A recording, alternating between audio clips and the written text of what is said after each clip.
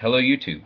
I so on my video about Sye Ten Bruggencate, I got into a comment exchange with Sye, um, and I wanted to sort of recap what happened in that comment exchange and what I've learned about Sye from that comment exchange, because I think it's a genuinely fascinating, at least for me. Maybe this will be really boring to all of my viewers.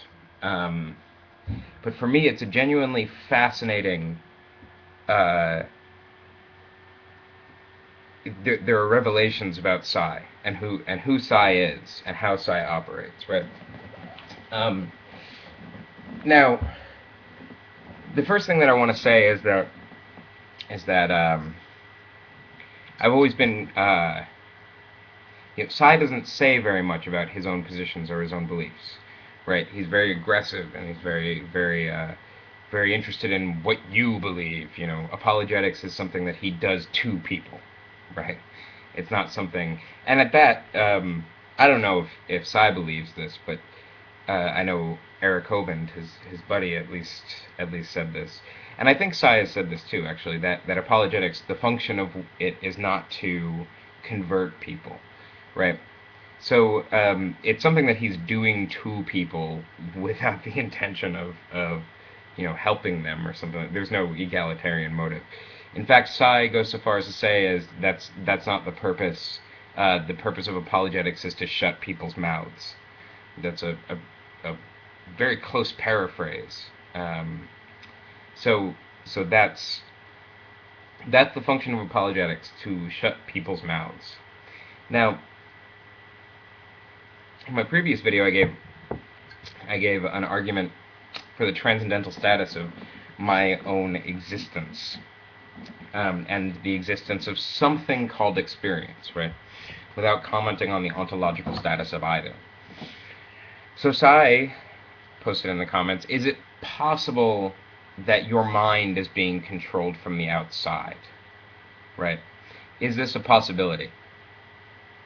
And I gave an argument from the transcendental character of freedom, right? And I've made this argument before in my video on the defense of free will, right? Made it against determinism. And it doesn't matter what you think about it. Again, this video is about what I've learned about Sye. The idea is freedom is implicit in everything that I do, right? It's implied by everything that I do, and therefore I can't actually deny freedom, right? I might take determinism, for instance, as a methodological assumption when doing the sciences, right? But I can't actually deny my own freedom on this basis, because to deny my freedom would imply my freedom, right? So first I want to elucidate this, right? The logic of transcendentalism, and this is why I picked this particular version of the argument. There are a handful of other arguments that I could have thrown aside. One is the argument from pragmatism, you know what I mean? Like, if I were to assume that my mind was being, if the proposition, if I accept the proposition that my mind is being controlled from the outside, where does that get me? Right? It's not a useful hypothesis, and given that, I can say no, because hypotheses are judged on the veracity. The veracity of a hypothesis is judged upon its utility rather than anything else, right? So this is a pragmatist version of the argument, to deny, no, my mind is not being controlled from the outside. I gave a transcendental argument. And the reason I gave a transcendental argument is because it's a perfect mirror image of Sye's, what boils down to Sye's argument for the existence of God. The logic of transcendentalism is formal, and it's very easy to explicate, right? That is, if X is a condition of possibility of not X, then X is true, right? So if I have to imply my freedom in order to deny my freedom, then therefore I am free, right? It's a simple logical structure, and this is Sye's argument, right? You have to imply God in order to deny God, right? You in order to use logic, you imply God for Sye, right? In order to use all these things, you have to imply the existence of God, and therefore, you know, therefore God must exist, right? So that's the logic. But I don't think that this is actually true, because the fact of the matter is that I actually know something about transcendentalism, right? The history of transcendentalism, the formation of transcendentalism, what transcendentalism is, where it works, why it works, how it works, etc. Right? This is something I've studied. It's something that I'm interested in. Now, what Sye doesn't seem to understand is that you actually have to give an argument for why X is transcendental. I have given so far at least I've given two arguments, or I've implied two arguments for why freedom is transcendental. Once I say that, I can deny that my mind is being controlled from the outside, or at least, and this is where I took it at the next point, because he went so far, he called me dishonest.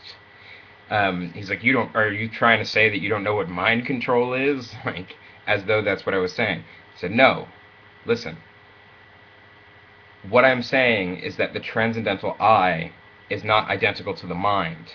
Or you're assuming that I'm saying that the transcendental I is identical to mind and therefore subject to mind control, right? This is a hypothesis, or that's an ontological assumption that needs to be justified before you assume it.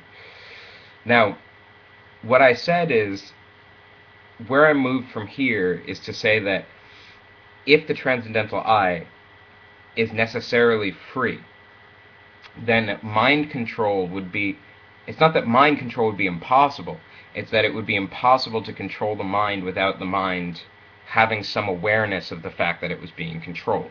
So therefore, it is impossible that someone out there is controlling my mind. Now, I'm sure there are people in the comments section who are watching this video who are thinking to themselves, like, oh, I have a rebuttal of that argument. And great, you have a rebuttal of that argument. This is what's fascinating about Sye. Sye has no rebuttal for this argument, right? Sye's next statement after I explained that was, is it possible that you could be controlled from the outside?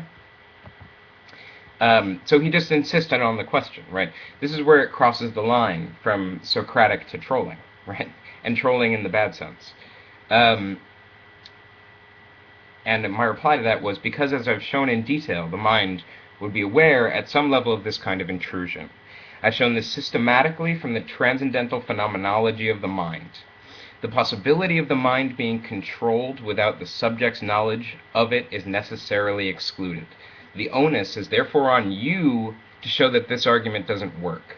If you don't understand the argument, tell me what you don't get, and I'll explain it. If you can't find a flaw, then you don't win this point. Right? This is something that Sye, I'm amazed, because I don't think that this is something that Sye has ever actually encountered. I don't think that Sye, in all of his travels, has actually encountered somebody who knows what transcendentalism is. Right? And this is like transcendental philosophy. If you could think of them like hackers, Sye is a script kiddie, right? So, and it's actually a perfect analogy, because Sye actually runs on a script. If you present him with an argument that and push the onus on him to find the flaw in the argument, he's got nothing. I expected him to run out of gas in a debate, right? I expected it to happen. I knew the moment he got pushed outside of his script, the moment he encountered somebody who wouldn't make these concessions, which are, in my mind, concessions for humility's sake above all else. But when he encounters somebody who won't make the proper concessions, it's not like he can then therefore debunk the argument. He can't then go on and say, well, this is a reductio ad absurdum, or this is da-da-da-da. No, he has no argument. He's got nothing. So, this is what I've learned. And now, I'm going to throw a bone to Sye, though. There are two ways that you could get out of this argument that I can see. Two ways. One, deny the transcendental status of freedom. You could do that, right? But then you have to provide an argument. It's not good enough to just deny it. You have to show why my argument doesn't work in order to deny the transcendental status of freedom. The second way you can get out of it is to deny that, remember that formal transcendental logic I was talking about before? If X is a condition of possibility of not X, X is true. Remember that? That, you have to deny that. But if you deny that, notice that you throw your whole theism out the window. Because that's what your apologetic is based on. And on top of that, I think it would be really tricky to deny that. It would be really tricky to find a way to do that and make it work. But I'm open, right? I'm open to be convinced that I'm wrong. But my position is no, it's necessarily not true. Here's what I want to get to, though. Here's the final point. Here's where Sye's argument utterly collapses, right? Here's where it all turns to bullshit. Sye has pointed out a handful of transcendental presuppositions, right? Things that we need in order to get going, right? Now, what's interesting about the transcendental, when he throws this at people, what people don't get is that transcendental presuppositions, like my own existence, for instance, it's not something that you prove. It's not something that you put at the end of a syllogism, therefore I exist, right? It is something that is revealed, right? It's something that's revealed in activity. Oh, wow, I can't do anything without presupposing this thing, right? So therefore, when he throws this at people get tripped up. People don't understand. They feel like they're in a position where they have to create a syllogism where my own existence follows at the end. And they find that they can't do that. And they say, well, I don't know, maybe everything I do know is wrong. No. Fact is, it's revealed in everything that I exist, for instance. I don't need to prove that. It is proven with everything that I do. Now, what Sye wants to say, Sye has, your own existence. It's a collection of things that he's picked out. Your own existence, your, non-contradiction, stuff like that, right? Stuff that we just need to assume in order to get going. Stuff that's revealed in our activities. These things are transcendental. These things are revealed, right? What Sye's apologetic does is to say, no, that's not good enough. You have to prove these things by something that's transcendental, right? You have to prove this set of things by God, which is a transcendental fact for Sye, right? Now, but here's what I want to say. These things can be transcendental without this thing. So this thing is an extra step. I don't need this thing to demonstrate any of these things. These things are demonstrated in everything that I do, right? So the relationship here, this becomes extraneous. None of these things then imply this thing. Therefore, I can use non-contradiction. I can affirm my own beliefs, or my own being, right? I can affirm existence. I can affirm something like transcendental freedom. I can affirm all of these things without calling on this. Now, I know Sye's made his career on this transcendental apologetic, but this is why it doesn't work.